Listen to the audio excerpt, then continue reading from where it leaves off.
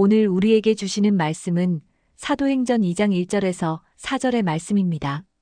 오순절 날이 임하자 제자들이 한 곳에 모여 있을 때 하늘로부터 급하고 강한 바람 같은 소리가 온 집을 가득 채웠습니다.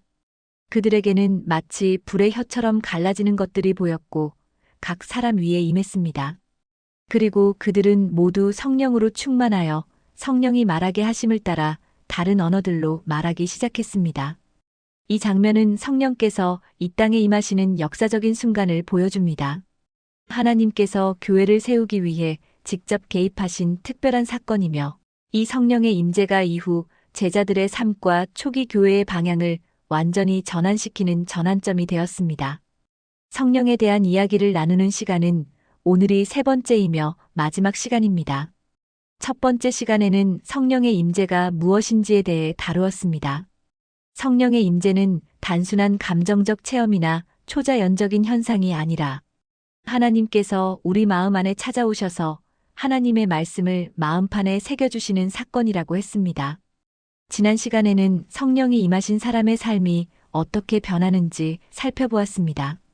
성령의 임재는 반드시 변화로 이어진다고 말했습니다. 그 변화는 삶의 방향을 바꾸는 일이며 자기 자신을 중심으로 살던 삶에서 벗어나 복음을 위해 타인을 위해 살아가는 방향으로 전환되는 것이라고 이야기했습니다. 이제 마지막 시간에는 성령의 은사와 성령의 열매에 대해 생각해 보고자 합니다. 성령에 대한 이해는 신앙생활 전체를 좌우하는 중요한 주제입니다. 성령을 오해하면 신앙의 길이 엉뚱한 곳으로 흘러가기도 하고 때로는 왜곡된 가르침이나 이단적 유혹에 쉽게 흔들리기도 합니다. 오늘의 내용은 감정적으로 은혜를 느끼기보다는 차분히 이해하고 정리하는 것이 중요합니다. 이러한 이해가 바르게 자리 잡힐 때 앞으로의 신앙생활에 큰 힘이 되기 때문입니다. 먼저 성경 속에서 나타나는 기적들이 언제 나타나는지를 살펴보면 성령의 은사가 왜 필요한지를 이해하는 데 도움이 됩니다. 구약에서는 출애굽 시기를 중심으로 기적이 가장 많이 나타났습니다. 모세는 하나님께서 주신 능력으로 10가지 재앙을 행했고 6월절의 사건을 겪었으며 홍해가 갈라지는 장면을 보았습니다. 그 뒤로도 만나와 메추라기가 내리고 물이 없는 광야에서 바위에서 물이 솟아나는 기적이 나타났습니다. 아말렉과의 전투에서도 초자연적인 승리가 이루어졌습니다. 하지만 이 기적들은 평생에 걸쳐 지속적으로 나타난 것이 아니라 약 3개월 남짓한 기간에 집중적으로 일어난 사건들이었습니다. 이때 하나님이 이렇게 강하게 임재하신 이유는 이스라엘 민족이라는 하나님의 공동체를 세우기 위한 특별한 개입이 필요했기 때문입니다. 사람의 능력으로는 할 수 없는 일이었기 때문에 하나님께서 직접 초자연적으로 일하신 것입니다. 신약에서도 동일한 패턴이 나타납니다. 예수님의 사역과 초대교회가 세워지는 시기인 약 5년에서 10년 사이에 집중적으로 수많은 기적이 나타났습니다. 예수님의 기적, 베드로와 요한, 그리고 바울과 제자들의 능력 행함이 사도행전에 나옵니다. 이건 역시 교회라는 새로운 공동체가 세워지는 특별한 시기였기 때문에 하나님께서 개입하신 것입니다. 복음을 전하기 위해, 교회를 지키기 위해 인간의 힘만으로는 불가능했기 때문입니다. 이처럼 성령의 은사는 교회를 세우고 복음을 확장하기 위한 하나님의 도구였습니다. 이 점이 가장 중요합니다. 성령의 은사는 개인의 만족이나 자랑거리가 아니라 교회를 세우기 위해 주신 선물입니다. 헬라어 성경에서 은사를 뜻하는 말은 카리스마라는 단어인데 카리스는 은혜라는 뜻이고 마는 그 은혜가 드러나는 결과라는 의미입니다. 즉 은사는 하나님의 은혜가 나타난 결과입니다. 우리가 가진 재능과 능력 모두 하나님께서 주신 은혜의 흔적이라는 의미입니다. 오늘날 우리는 성령의 초자연적인 체험이 과거보다 적다고 느끼곤 합니다.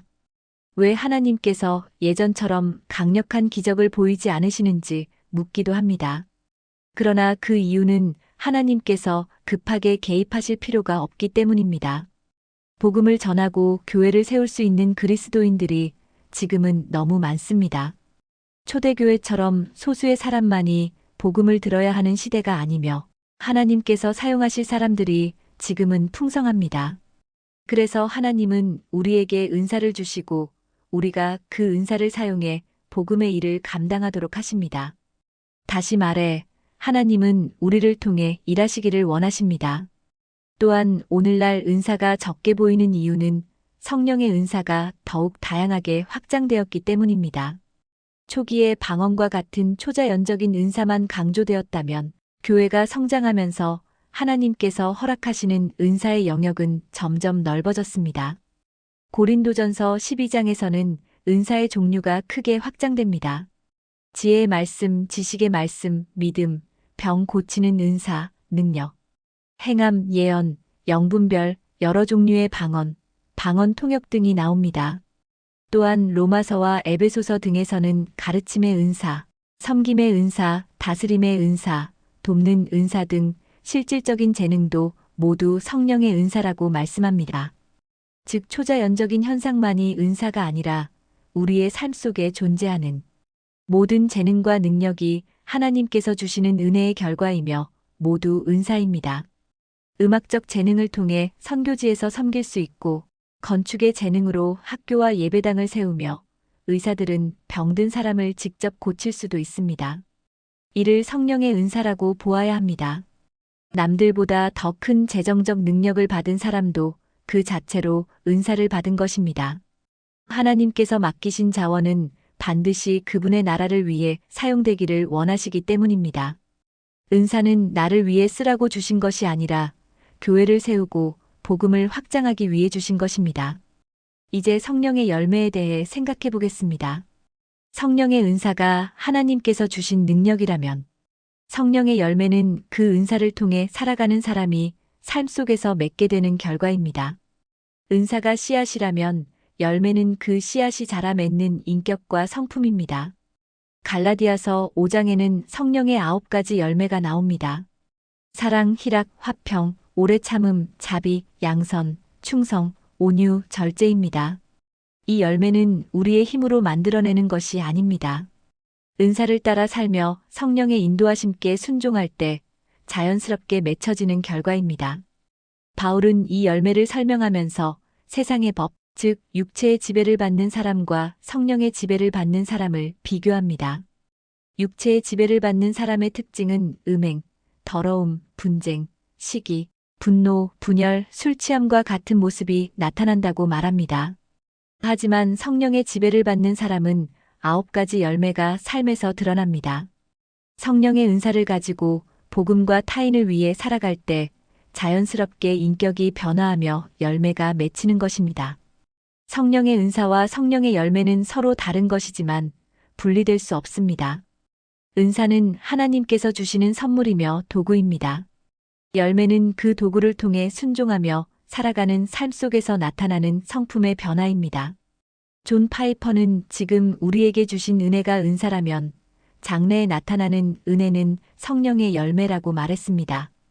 은사가 사용될 때 그 결과로 인격과 성품의 변화라는 더 큰 은혜가 우리에게 주어진다는 뜻입니다.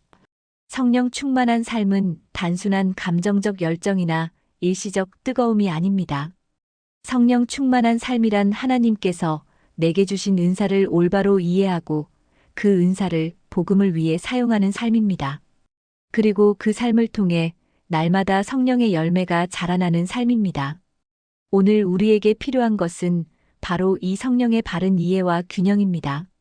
하나님은 각자에게 재능과 은사를 주셨습니다. 그리고 그 은사를 통해 교회를 세우고 이웃을 섬기며 복음을 전하기를 원하십니다.